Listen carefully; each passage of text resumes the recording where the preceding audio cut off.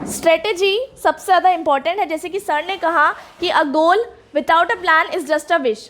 मतलब अगर आप कोई चीज़ पाने की इच्छा रखते हैं और आपने उसके लिए प्लान नहीं किया है, स्ट्रेटेजी नहीं बनाई है, तो आपका वो गोल सिर्फ और सिर्फ एक मनचाही इच्छा रह जाएगा। तो एक स्ट्रेटेजी बिल्कुल स्टार्टिंग ऑफ द ईयर से रहना बहुत ज़्यादा ज़रूरी है, स्पेशली उन लोगों के लिए जिनके बोर्ड्स एग्जामिनेशन इस ईयर होने वाले हैं। स्ट्रेटेजी यानी जिसे हम कहते हैं रोड मैप। मतलब जैसे कि अगर आपको एक जगह पे पहुंचना है, आपको बुरहानपुर में यहाँ से आपको लालबाग जाना है, तो आपको पता है कि आपको रोड कौन सा लेना होगा। तो वैसे ही आप रोड देख के ही वहाँ पर जाना शुरू करेंगे। इसलिए आपको अगर कोई गोल अचीव करना है तो पहले तो आपको गोल बनाना होगा, जिसे मैं पहले भी बहुत बार समझा चुकी हूँ। तो आपको एक गोल तय करना है, और जैसे कि सर ने कहा कि एवरेज गोल नहीं तय करना है, हमारी लिमिट्स को चैलेंज करना है। हमें ये नहीं बोलना है कि हम पास हो जाएंगे या हम फर्स्ट डिवीज़न में पास हो जाएंगे। हमें ये गोल सेट करना है कि हम डिस्ट्रिक्ट में टॉप करेंगे, स्टेट में टॉप करेंगे। इस तरीके के गोल हमें सेट करना है। हम 90+, 95+ मार्क्स लाएंगे, इस तरीके के गोल हमें सेट करने हैं। और फिर उस गोल को अचीव करने के लिए सबसे पहले ज़रूरी है स्ट्रेटजी बनाना। तो स्ट्रेटजी बनाने के लिए मैं ये बताऊंगी कि जैसे कि सर ने कहा कि एक दिन को घंटों में नहीं, मतलब मिनटों में डिवाइड कीजिए। तो वैसे ही आपका जो पूरा साल आपको मिलता है स्टडीज़ करने के लिए, तो उस साल को आप छोटे छोटे पार्ट्स में डिवाइड कीजिए। जैसे कि मैंने जो स्ट्रेटजी अपनाई थी, पर्सनल एक्सपीरियंस है, वो मैं आपके साथ शेयर करूँगी।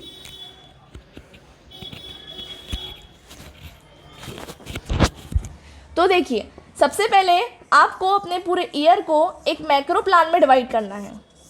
मतलब आपको अपना पूरा 100% सिलेबस एक साल में फिनिश करना है बोर्ड्स तक के। तो ये आपका पूरा एक मैक्रो प्लान है, जिसमें आपको पता है कि हमें बोला जाता है कि एक साल, लेकिन करीबन समर वैकेशन निकालने के बाद हमारे पास 8 से 9 महीने बचते हैं, और उस 8 से 9 महीने में हमें 100% सिलेबस कंप्लीट करना है।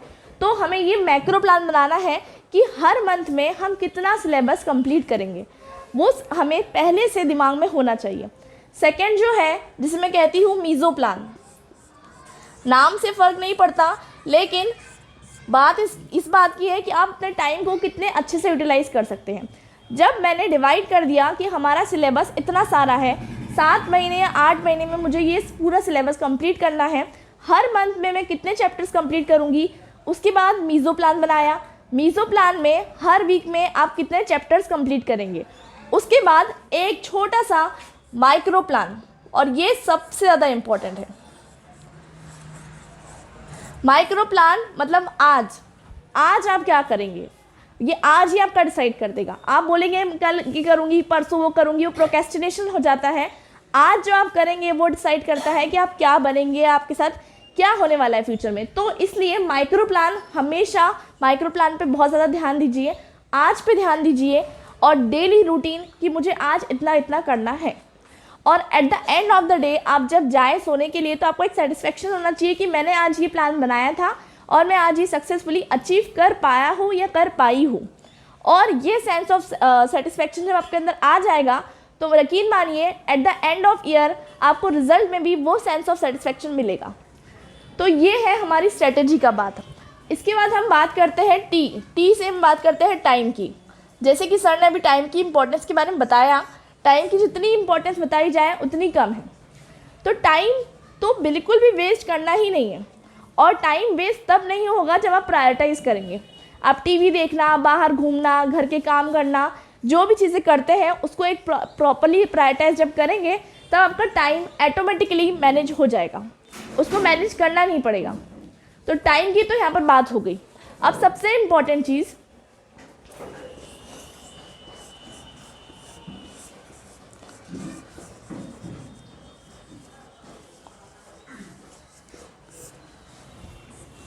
A for assessment. असेसमेंट मतलब टेस्ट, या फिर आपका एक तरीके से आप जो भी टेस्ट देते हैं, चाहे वो क्लास टेस्ट हो, वीकली टेस्ट हो, मंथली टेस्ट हो, क्वार्टरली हो, हाफ ईयरली हो, या फिर प्री बोर्ड्स हो, हर टेस्ट में आपको अपना बेस्ट देना है।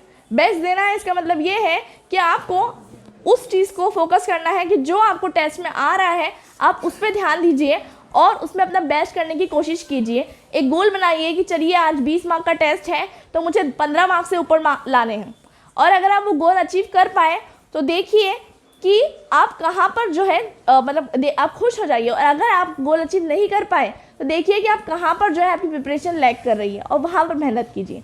जैसे कि मैं एक चीज़ बताती हूँ कि सिर्फ टेस्ट देना ज़रूरी नहीं है, टेस्ट के ऊपर रिव्यू करना भी बहुत ज़्यादा ज़रूरी है। Review, R for review.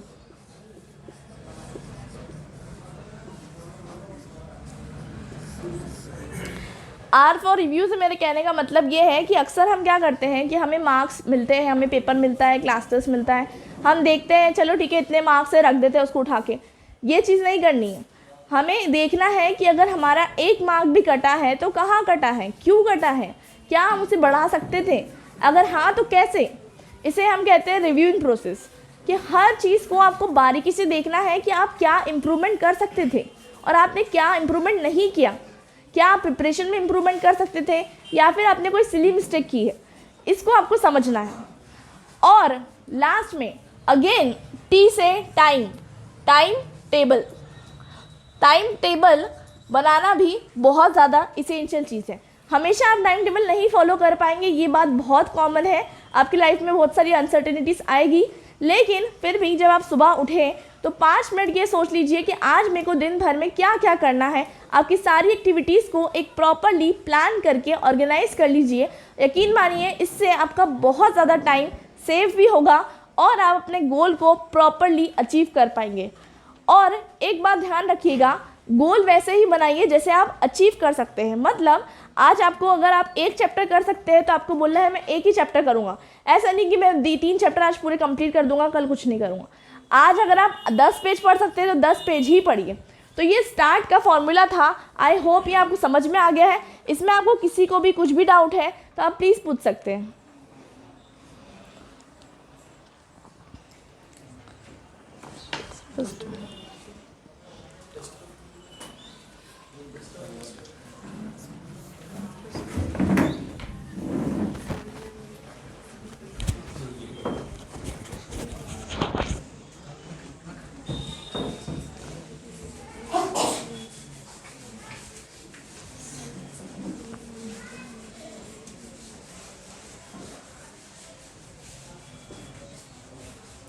अच्छा मुझे बताइए कि आप में से जो क्लास 11th और क्लास 12 के हैं वो कौन सी स्ट्रीम्स से हैं?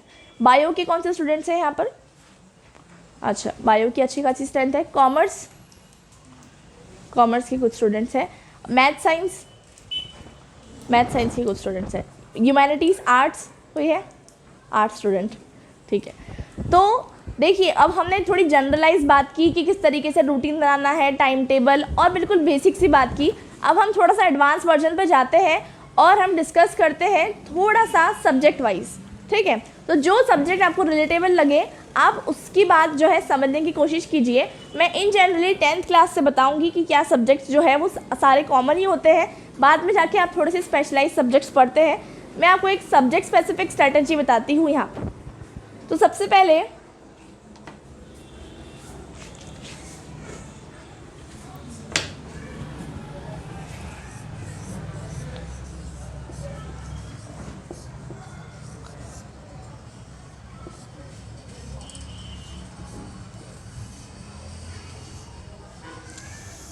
ये आप पढ़ सकते हैं कार।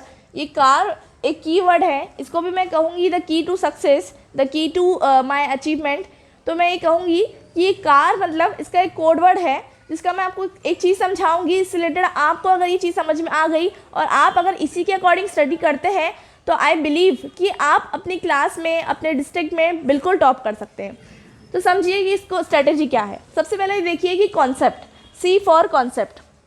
ये जो स्टूडेंट्स पहले थे शायद उन्हें ये स्ट्रेटजी पता है। मैं जब मिड ईयर में आई थी रिजल्ट से पहले, तब मैंने एक बार ये स्ट्रेटजी बताई थी। उस टाइम पे कुछ स्टूडेंट्स थे यहाँ पर, और जो स्टूडेंट्स नए हैं वो शायद इस स्ट्रेटजी को नहीं जानते, इसलिए मैं आज फिर से ये स्ट्रेटजी बता रही हूँ। तो सी फॉर कॉन्सेप्ट। देखिए मैंने पहले ही कहा कि कोई भी चीज़ को आपको रट्टाफिकेशन नहीं करना है। कॉन्सेप्ट मतलब आपको उसका कॉन्सेप्ट समझना है। स्पेसिफिकली जो सब्जेक्ट्स होते हैं जैसे कि सोशल साइंस, तो सोशल साइंस या फिर 11th-12th में ह्यूमैनिटीज़ में आपके history, political science, geography, economics और सोशियोलॉजी, तो इन सब्जेक्ट्स को आपको समझ के पढ़ना है। कुछ लोगों को मतलब स्पेसिफिकली सोशल साइंस बहुत ज़्यादा हार्ड लगता है। क्यों? क्योंकि वो उसे रट्टाफिकेशन करने की कोशिश करते हैं। आप नहीं कर सकते, आप इतनी मोटी मोटी बुक्स को याद नहीं कर सकते। इनफैक्ट आइंस्टाइन भी होता तो वो याद नहीं कर सकता। तो आप उसको याद करने की कोशिश मत कीजिए, उसे समझने की कोशिश कीजिए। यहाँ पर डिफरेंस हो जाता है। एक टॉपर के पास जाके अगर आप पूछोगे कि आपने रट्टाफिकेशन करके इतने मार्क्स लाए हैं, तो वो बोलेगा नहीं, क्योंकि इट्स नॉट पॉसिबल कि आप हर चीज़ वैसे की वैसी याद कर लो। तो सबसे इम्पॉर्टेंट है कि आप कॉन्सेप्ट समझो।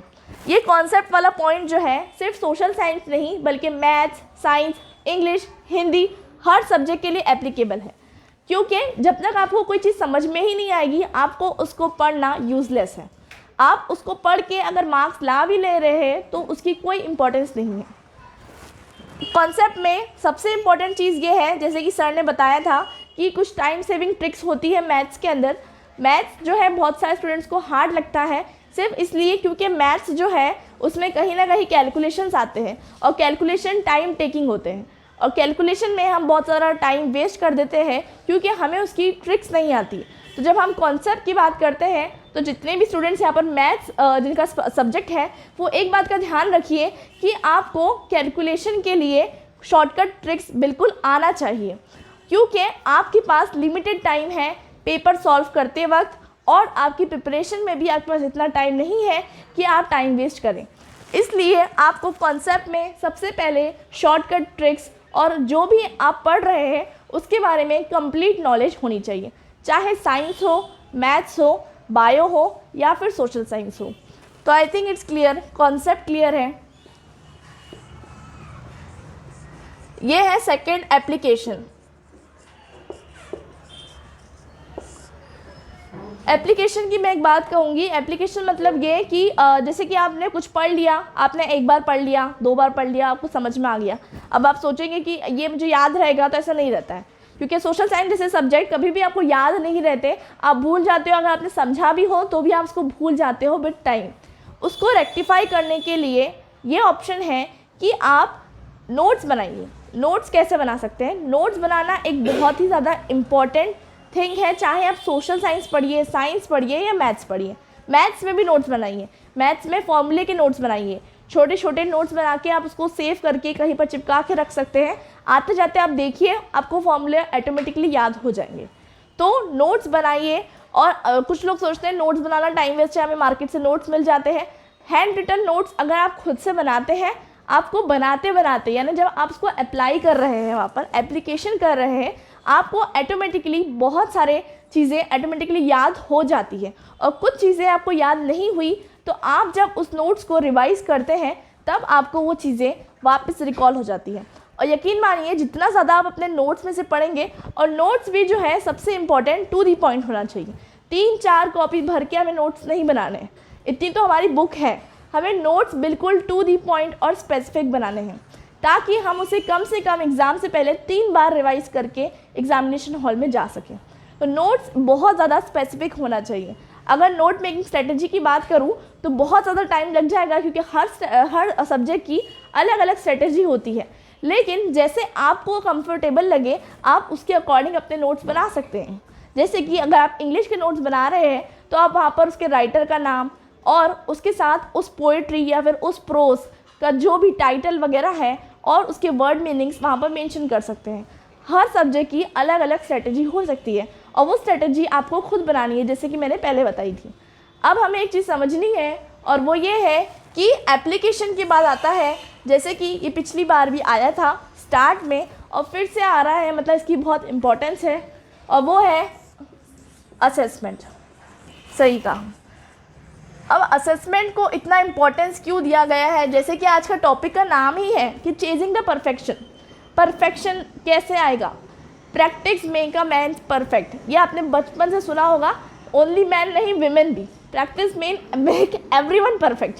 तो प्रैक्टिस जो है, प्रैक्टिस बहुत ज़रूरी है। देखिए जिनके 90%, 89%, 92% इसके करीब आते हैं या फिर जो टॉप 10 में रह जाते हैं, जैसे कि सर ने कहा, तो वो क्यों होते हैं? मतलब वो भी मेहनत करके ही वहाँ तक पहुँचे, लेकिन वो एक चीज़ में कमी रह जाती है। वो साल भर पढ़ाई करते हैं, नोट्स बनाते हैं, सब करते हैं, लेकिन यहाँ पर कमी रह जाती है कि परफेक्शन नहीं आ पाता, इसलिए वो हमेशा नीचे रह जाते हैं। परफेक्शन लाने के लिए प्रैक्टिस बहुत ज़्यादा ज़रूरी है। और जैसे कि मैंने आपको बताया था कि असेसमेंट करने के बाद आप जो भी टेस्ट दे रहे हैं, हर टेस्ट को बहुत सीरियसली दीजिए। ये मत सोचिए कि इसके मार्क्स नहीं जुड़ेंगे, इसका क्या इंपॉर्टेंस है। ये इंपॉर्टेंस नहीं, वो आपको परफेक्ट बनाएगा, वो आपकी जर्नी में आपकी हेल्प करेगा। तो असेसमेंट बहुत ज़्यादा ज़रूरी है।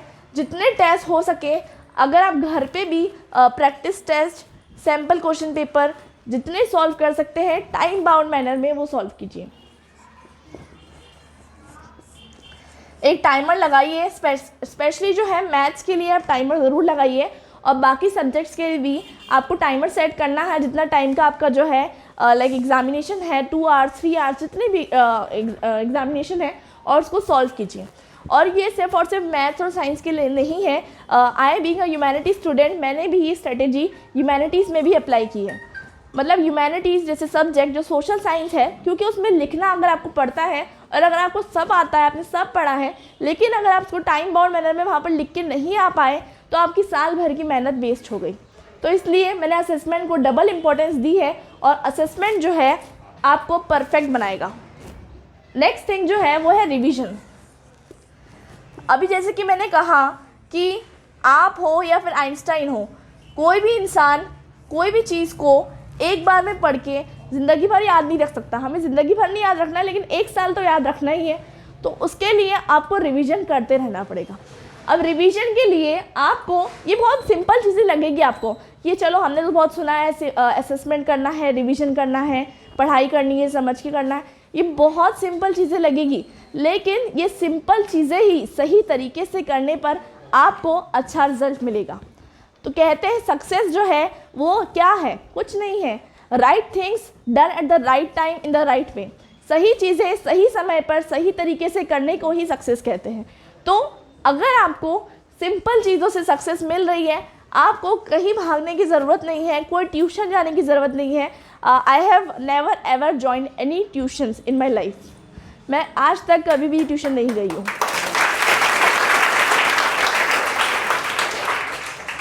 तो अब हम बात आते हैं रिवीजन के ऊपर। तो रिवीजन जो है, आपके नोट्स जो है आपके रिवीजन में आपकी हेल्प करेंगे।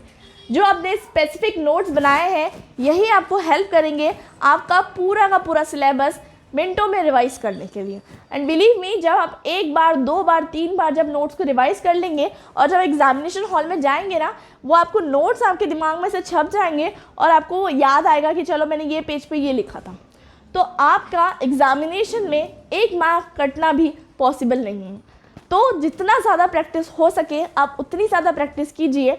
और यकीन मानिए सिर्फ इतनी ही स्ट्रेटेजी थी जिससे मैंने 97.2 क्लास 12 CBSE बोर्ड में अचीव किए। तो इसी के साथ मैं उम्मीद करती हूँ आपको मेरा लेक्चर और मेरे टॉपर स्ट्रेटेजी समझ में आ गई होगी। और मैं उम्मीद करती हूँ कि आप में से ही वो रोशन चेहरे हो जो इस साल बुरहानपुर का नाम रोशन करे पूरे मध्य प्रदेश में। इंशाअल्लाह आपका मेरिट लिस्ट पूरा बुरहानपुर की आप में से ही बने, इंशाअल्लाह, आमीन। और मैं चाहती हूँ कि आपका कोई भी क्वेश्चन है, चाहे वो करियर रिलेटेड क्यों ना हो, हमारे साथ रिमझिम साहू भी है और मैं भी हूँ, आप पूछ सकते हैं जो भी क्वेश्चंस आपके दिमाग में है। 8th से लेकर 12th क्लास तक आप सारे स्टूडेंट्स हैं, आपको जो क्वेश्चंस पूछने हैं, चाहे स्ट्रेटेजी से रिलेटेड या फिर चाहे करियर से रिलेटेड, आप यहाँ पूछ सकते हैं। Please raise your hands.